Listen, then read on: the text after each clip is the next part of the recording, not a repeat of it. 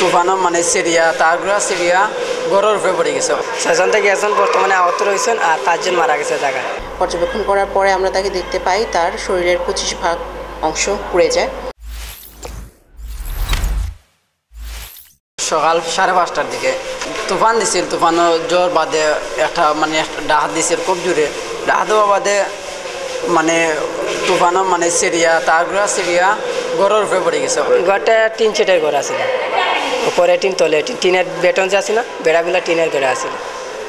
আর main লাইনটা পড়ছে আর প্রথম কুটিতে আগুন লাগছিল, এই যে কুটি যে টেস্ট মিটার আছে না টেস্ট মিটার আগুন লাগিয়া আর তারা লাইন থেকে টেস্ট মিটারতে আগুন লাগছে লাগিয়ে মাটিতে পড়ছে পড়িয়া আবার এন থেকে আবার মিটার থেকে আগুন ধরে তারা ঘরের উপরে লেগে লাইন ছিঁড়া পড়ে গেছে। ঘরের উপরে পড়া বাদে মনে তোর কারেন্ট সাইডে মুখে আসছে, কারণ মানে যে জায়গাত মনে ছিঁড়ছে এই জায়গা থেকে আগুন ধরিয়ে আসছে আইয়া মনে তোর তারা ঘরের দিকে দিয়ে সাইডে মুখে কারেন্টে মানে হয়ে দিছে, কোনো দিকে দিয়ে দেন বার হইতে পারছি না। কারেন্ট আইয়া টানতে না ঘরের ভিতরে ঢুকে গেছে আর আগুন ধরিয়া মনে তোর সেও তো বার হইতে পারছি না। এগুলা সারা মনে তোর 5 জন মানুষ, 6 জন থেকে 1 জন মানুষ বালা রয়েছে না, 5 জন মানুষ মারা গেছেন। 6 জন থেকে একজন বর্তমানে আহত রয়েছেন আর 5 জন মারা গেছে জায়গায়। আমরা প্রচুর নামাজতেই বের হচ্ছি আগে, আর এর সময় দেখছি তারা বাড়ির ভিতরে আগুন চিল্লাহলা করছে, বাড়ির ভিতরে কেউ যাইতে পারে না। সারা বাড়িতে আর মাটিতে পানি মেঘ দিয়েছিল আর মেঘে পানি কারেন্ট আর্থিং হয়ে গেছে সার বাড়ি, আর কেউ ঢুকতে পারে না। বাদে মেঘটা যখন আগুনটা কিছু নর্মাল হয়েছে তো ওরিকা মানুষগুলা গিয়া পা করছে বাচ্চারা। মানে আবার জীবিত আছেন তানোর মামু, আমি আপন মামু তাই নাইলা আইসির বিতে বর্তমানে আছেন আর হেরা মারা গেছেন।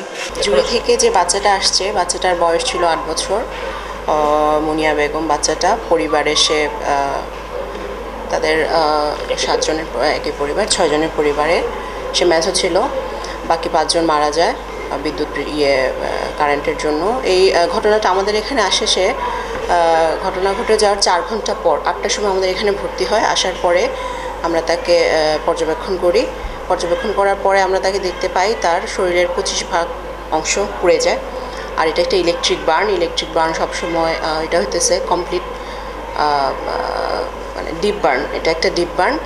তো আমরা তাকে অ্যাসেস করার পর তার জিসিএস ছিল 11। আমরা তারপর তাকে এখানে যে প্রাথমিক চিকিৎসা সেগুলো দিই, যেমন প্রাথমিক চিকিৎসার মধ্যে পরে আমাদের এখানে তাকে ড্রেসিং করা, ব্যান্ডেজ করা, তার ফ্লুইড লাগানো, অ্যান্টিবায়োটিক্স দেওয়া, তার অ্যানালজেসিক্স দেওয়া এবং কিছু পরীক্ষা নিরীক্ষা করতে দেয়। এবং 2টি বিভাগের সাথে আমরা তাকে কল পাঠাই, কার্ডিওলজি এবং চক্ষু বিভাগে কল পাঠাই। তারপর আমরা এখানেই অক্সিজেন আমাদের এখানে ছিল কিছুক্ষণ আগে। আমাদের স্যার সকালবেলা আমাদের স্যাররা আসেন, বিভাগীয় প্রধান এবং ইউনিট প্রধান 2 জন স্যার আসেন রুগীদেরকে দেখেন, পর্যবেক্ষণ করেন এবং রুগীর অভিভাবককে কাউন্সেলিং করেন, যে রুগীর অবস্থা সম্পর্কে অবহিত করেন। রুগীটার অবস্থা এখন ভালো নয়, রুগীটার অবস্থা একটু গুরুত্বপূর্ণই বলা চলে। আমরা রুগীকে পরিচালক মহোদয়ের সাথে কথা বলে রুগীটিকে আইসিইউতে পাঠানোর ব্যবস্থা করি। বর্তমানে রুগীটি আইসিইউতে আছে। বাচ্চাটাকে ওর লোকাল গার্জিয়ান নিয়ে এসেছে, একজন তার মামা হিসেবে পরিচয় দিয়েছে, বাকি কয়েকজন আছে তারা লোকাল বলতেছেন।